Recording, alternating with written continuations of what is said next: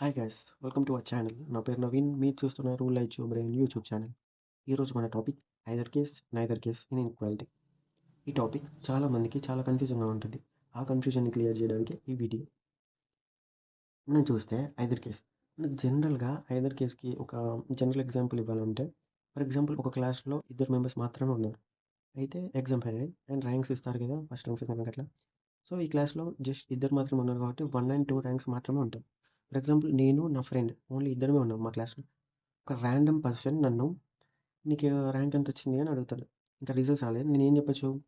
నాకు either first rank రావచ్చు లేదా సెకండ్ ర్యాంక్ రావచ్చు. కానీ నాకు ఏ ర్యాంక్ వస్తదో తెలవదు. నాకు ఫస్ట్ ర్యాంక్ వస్తదా లేదా సెకండ్ ర్యాంక్ వస్తదా నాకు ఖచ్చితంగా తెలియదు. అప్పుడు మనం ఏం చెప్పొచ్చు? Either 1 and or either 1 or 2 అని చెప్పొచ్చు. ఎందుకనంటే నాకు ఫస్ట్ 1 ర్యాంక్ ఉంది.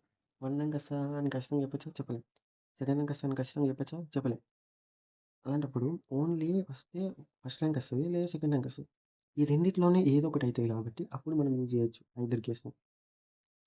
అర్థమైందా? ఎట్లా అనంటే ఒక 2 కేసెస్ ఉన్నాయి.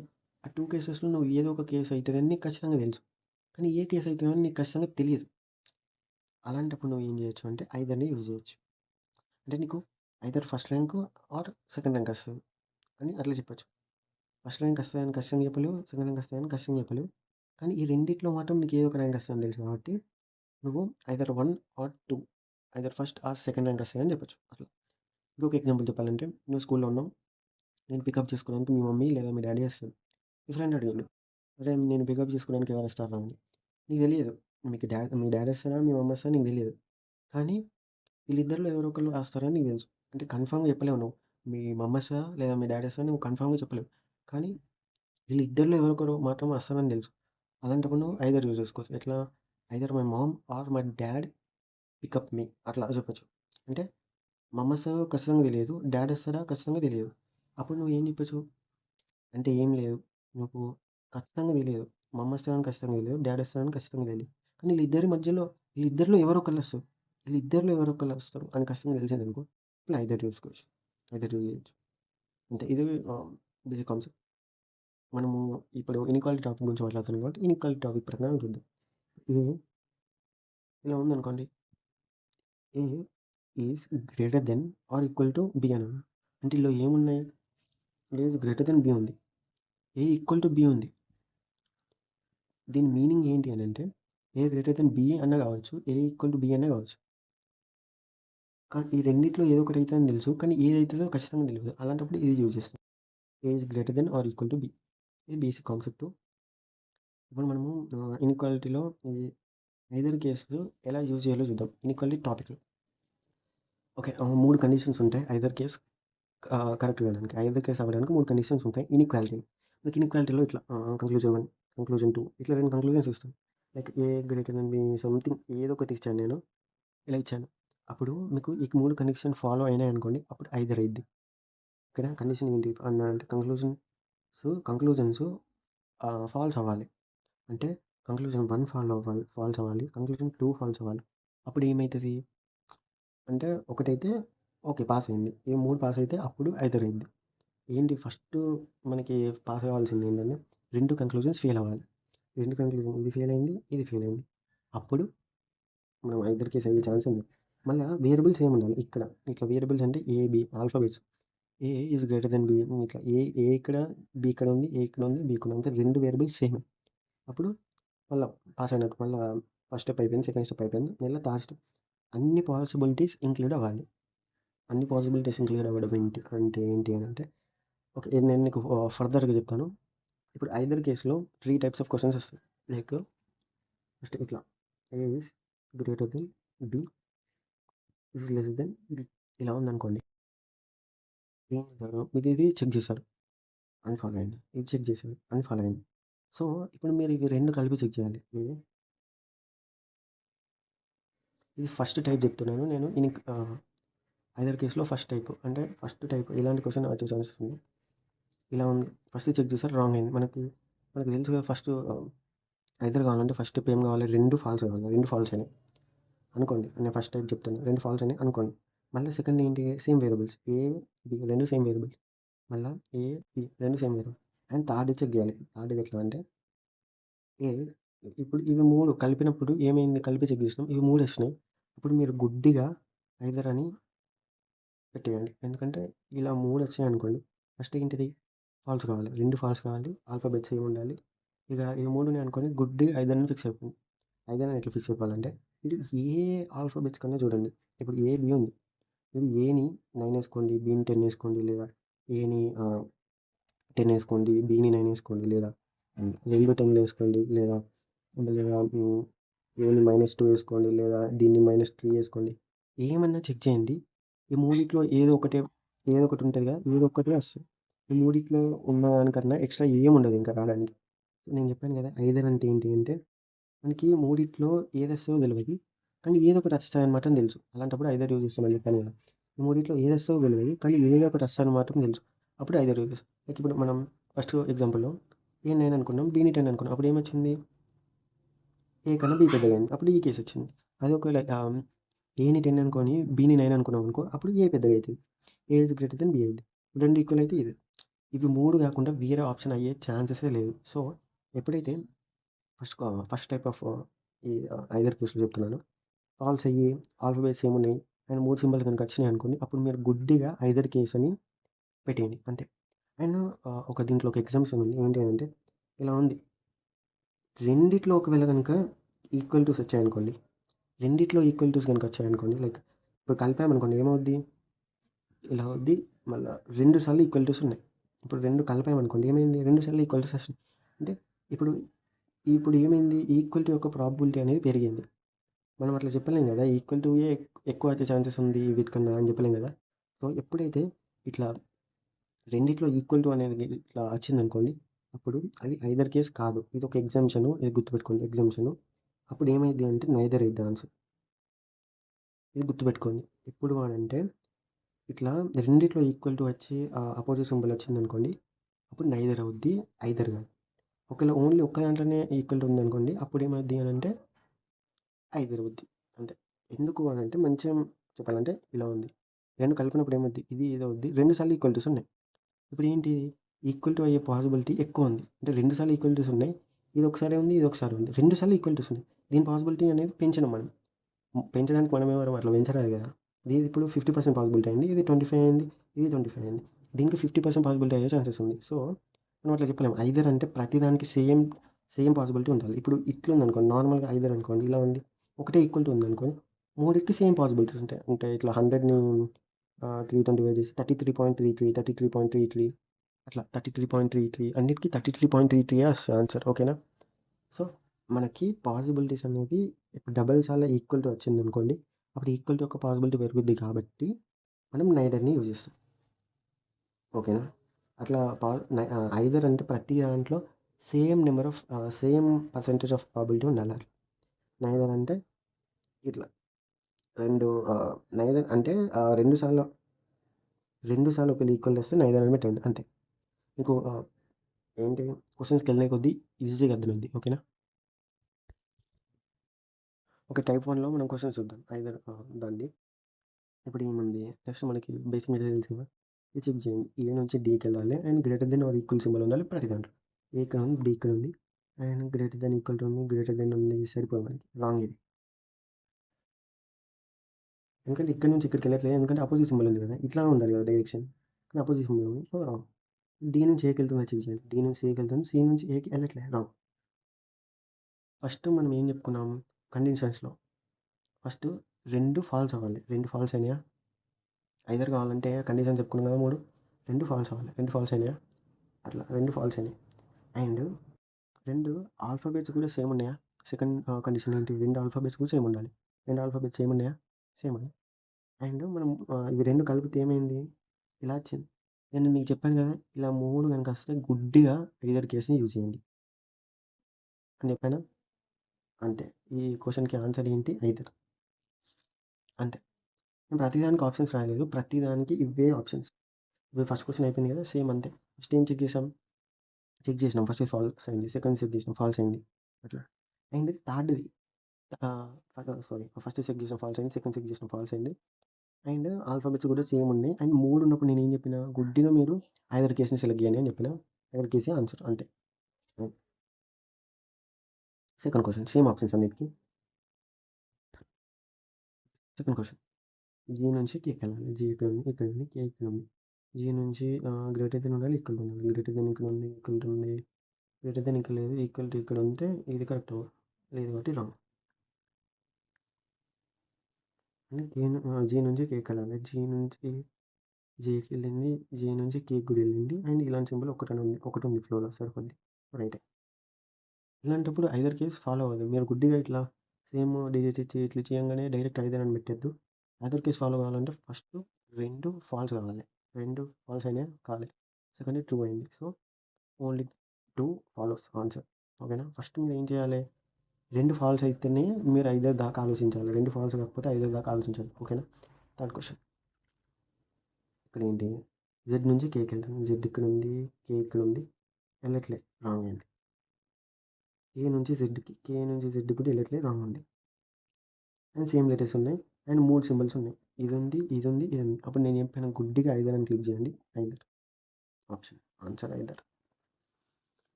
ఫోర్త్ క్వశ్చన్ ఎం నుంచి ఏకి వెళ్తుంది. ఇక్కడ ఎం ఉందా? లేదు.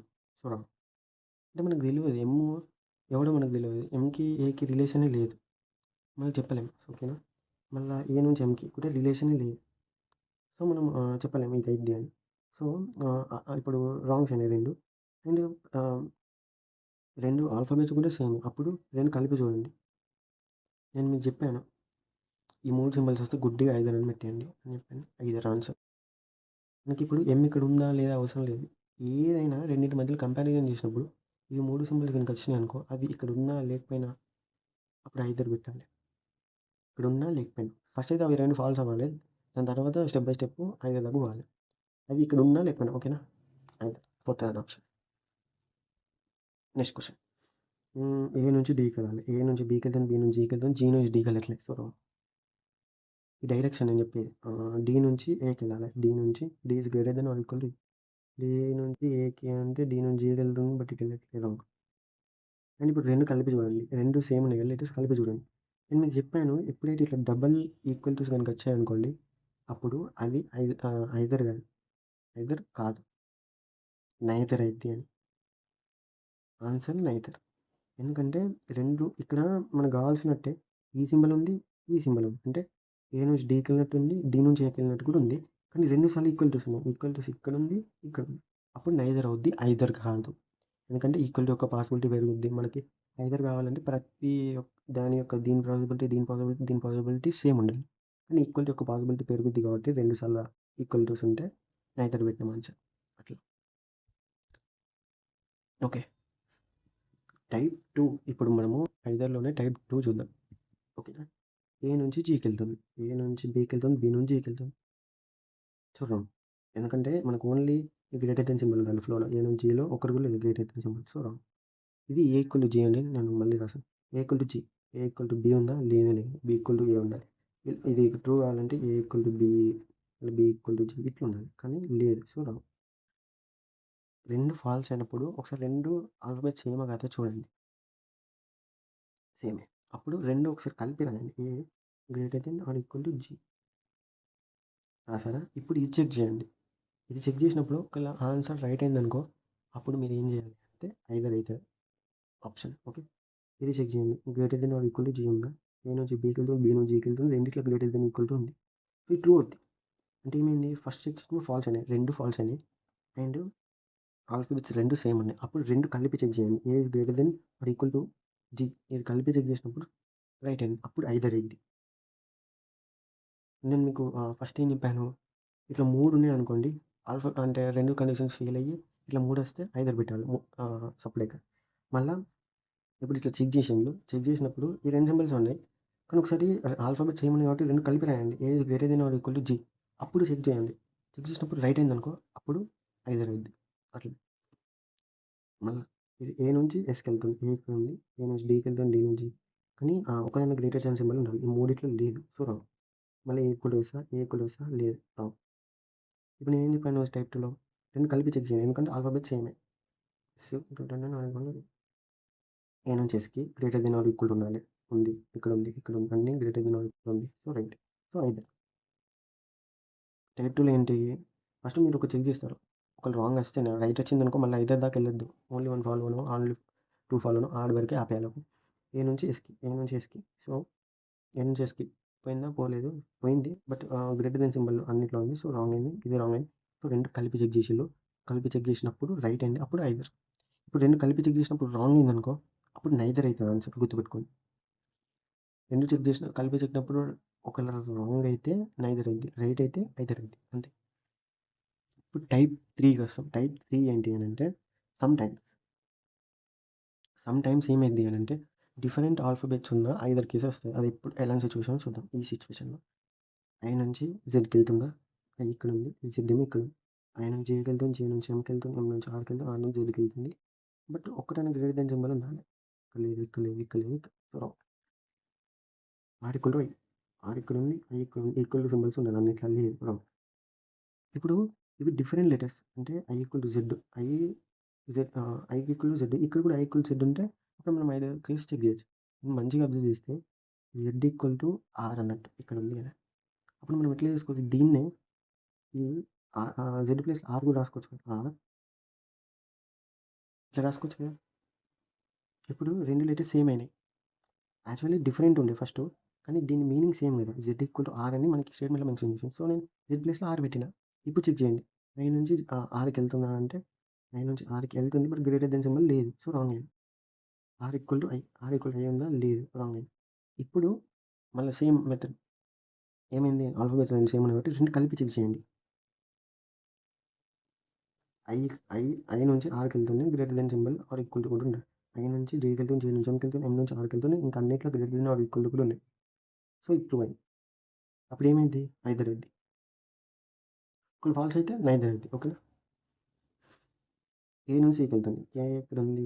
కే ఇక్కడుంది. కే నుంచి ఎంకి వెళ్తుంది. ఎం నుంచి జేకి వెళ్తుంది. జే నుంచి సికి వెళ్ళట్లేదు. ఐ నుంచి ఎంకి వెళ్ళాలి. ఐ నుంచి జేకి వెళ్తుంది. జే నుంచి ఎంకి వెళ్ళట్లేదు. రాంగ్ అయినాయి. బట్ ఇవన్నీ డిఫరెంట్ ఆల్ఫాబెట్స్ మనం గమనిస్తే కే అన్న ఎం అన్న సేమ్. సో, కేని ఎం అన్న చేయండి. ఎంని కే అన్న చేయండి. సో, కేని ఎం చేద్దాం. కే ఎం చేసినాం. సి ఇదే స్టేట్మెంట్ నేను ఈడ రాస్తున్నా. మళ్ళీ ఎం ఇట్లనే ఉండని. I I equal to C అంట. ఎందుకంటే కే ఈక్వల్ టు ఎమ్. కే ప్లేస్‌లో ఎం పెట్టిన. ఇక్కడ ఏంటి ఐ ఈక్వల్ టు సి అంటే సో, ఐ ప్లేస్‌లో సి పెట్టిన. 2 సేమ్ అయినాయి. ఇప్పుడు చెక్ చేయండి. సేమ్ ఉంటది. ఎట్లా సేమ్ వస్తది. ఇది రాంగ్ అయిద్ది. నుంచి ఇటు వెళ్ళలే కాబట్టి. ఇటు నుంచి ఇటు వెళ్ళలే కాబట్టి రాంగ్. ఇప్పుడు చెక్ చేయండి. మనకేమైంది? ఇది 3 సింబల్స్ వచ్చినప్పుడు నేను ఏం చెప్పాను? గుడ్డిగా ఐదర్ అని పెట్టాను అని చెప్పాను. ఐదర్. అంతే. ఐదర్ కేస్ అయిపోయింది. ఇప్పుడు నైదర్ కేస్ చూద్దాం. సేమ్ నేను మీకు చెప్పాను కదా! ఇప్పుడు ఇట్లా చెక్ చేసిల్లు. ఫాల్స్ వచ్చింది. ఫాల్స్ వచ్చింది. 2 కలిపి చెక్ చేసిల్లు. అయినా ఫాల్స్ వచ్చింది. అప్పుడు నైదర్ అంతే. గంతే. నైదర్ అంటే ఆహ్, మీకు 3 కండిషన్స్ చెప్పాను కదా! ఫస్ట్ ఫాల్స్ కావాలి. దాని తర్వాత ఏం కావాలి? నెక్స్ట్ 2 ఆహ్, నేనేంటి ఆల్ఫాబెట్స్ సేమ్ ఉండాలి. థర్డ్‌ది పాసిబిలిటీస్ అనేవి అన్నీ ఉండకపోయిందనుకో అప్పుడు నైదర్ అయిద్ది. ఓకేనా? ఇక్కడ పాసిబిలిటీస్ మనం గనుక చూస్తే ఇది ఉంది. ఈ 3 పాసిబిలిటీ అన్నీ కవర్ అయినాయి కాబట్టి ఐదర్ అయింది. అంటే గ్రేటర్ దెన్ కవర్ అయింది. లెస్ దెన్ కవర్ అయింది. ఈక్వల్ టు కవర్ అందుకే ఐదర్ అయింది. కానీ ఇక్కడ కవర్ కాదు. ఏదో ఒకటి మిస్ అయితది. సో, నైదర్ అయింది. ఓకేనా? ఇక్కడ కే నుంచి సికి వెళ్తుంది. కే నుంచి ఎంకి వెళ్తుంది. జేకి వెళ్తుంది. జే నుంచి సికి వెళ్తుంది. అండ్ ఇక్కడ greater than or equal to ఉండాలి. కానీ ఇక్కడ మిస్ అయింది. So, wrong. ఇక్కడ సి ఈక్వల్ టు కే కూడా లేదు. So, wrong. 2 ఫాల్స్ అయినాయి. ఒకసారి 2 కలిపి చెక్ చేయండి. 2 కలిపి చెక్ చేసినాం. అప్పుడు కే ఉంది. కే గ్రేటర్ దెన్ ఈక్వల్ టు ఉంది. అండ్ ఈక్వల్ టు 2 సార్లు వచ్చింది. ఇక్కడుంది. మళ్ళీ ఇక్కడుంది. ఈక్వల్ 2 సార్లు వచ్చినప్పుడు నేను ఏం చెప్పిన? నైదర్ అయిద్దని చెప్పిన. So, neither. ఇది ఈక్వల్ టు 2 సార్లు వచ్చిన ప్రాబ్లమే కాదు. ఈ ప్రాబ్లమ్ కూడా ఉంది. ఇది కూడా లేదు. ఇది కూడా ఉంటే అప్పుడు ఐదర్ అవుద్ది. ఓకేనా? ఈక్వల్ టు 2 సార్లు వచ్చిన ప్రాబ్లమ్ ఉంది. 2 సార్లు వస్తే నైదర్ అయిద్ది. అండ్ ఈ సింబల్ కూడా మిస్ అవుతుంది. సో, నైదరే అయింది. ఇప్పుడు నేను లాస్ట్ స్టెప్ చెప్పాను కదా! పాసిబిలిటీస్ అన్నీ మెన్షన్ కావాలి అని. పాసిబిలిటీ అంటే ఏం లేదు. ఇది అన్నీ మెన్షన్ అయితే ఐదరు. ఈ యొక్క పాసిబిలిటీ మిస్ అయింది. ఈ స్టేట్మెంట్‌లో ఈ పాసిబిలిటీ మిస్ అయింది. సో, నైదర్ అయింది. ఓకేనా? పి నుంచి ఏకి లేదు వెళ్ళట్లేదు. ఈక్వల్ టు ఏ వెళ్ళట్లేదు. ఒకసారి 2 కలిపి చెక్ చేయండి. ఏ ఈక్వల్ పి నుంచి ఏకి వెళ్తుందంటే పి నుంచి ఏకి వెళ్ళట్లేదు. ఎందుకంటే అపోజిట్ సింబల్ ఉంది కదా! ఫస్ట్ ఇటు నుంచి ఇటు ఉంది కదా! అపోజిట్ సింబల్ ఉంది. నేను చెప్పాను కదా! ఫస్టు మీరు ఫస్ట్ చెక్ చేసిర్రు ఫాల్స్ వచ్చింది. సెకండ్ చెక్ చేసిర్రు ఫాల్స్ వచ్చింది. 2 కలిపి చెక్ చేసిర్రు. అప్పుడు కూడా ఫాల్స్ వచ్చిందనుకో, అప్పుడు నైదర్ అయింది. అంతే. అయిపోయింది. ఇప్పుడు నైదర్ అయిపోయింది. నైదర్ అయిపోయింది. అంతే. ఇప్పుడు మీకు ఒక క్వెషన్ ఇస్తాను. మీరు సాల్వ్ చేయండి. మీకు ఎలాంటి డౌట్స్ ఉన్నా కింద కామెంట్ చేయండి. అండ్ అర్థం కాకపోతే ఒకసారి మళ్ళీ వినండి. అయినా అర్థం కాకపోతే కామెంట్ చేయండి. నేను డెఫినిట్‌గా రిప్లై ఇస్తాను. ఈ క్వెషన్‌కి ఆన్సర్ కింద కామెంట్‌లో కామెంట్ చేయండి. Thank you.